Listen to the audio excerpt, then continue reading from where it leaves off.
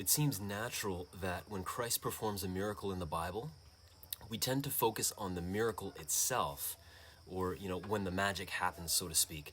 Like in today's gospel, Jesus heals a man who is deaf and mute, and he was healed when Jesus puts his hands over the man's ears and puts his hand in his mouth of the man.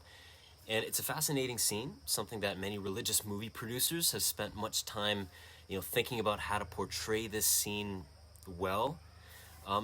But it's also a good idea not just to focus on the miracle itself, but the events leading up to the miracle.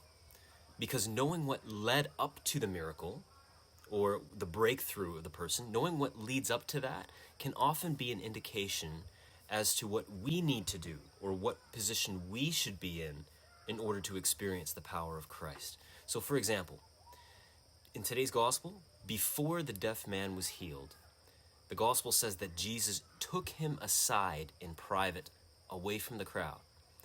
In other words, the man was taken to a spot where he could be alone with Jesus.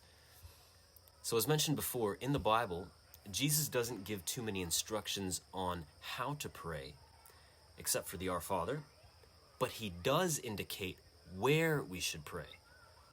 And the reality is that if a person wants to give themselves the best chance at having a powerful connection with God, it's best if they too make the effort to get away from the crowd, where they too can be alone with Christ. So let's make that our focus today. If your day is packed with activities, just make a humble and sincere effort to get off to a place that's away from the crowd, where you can be alone with Christ.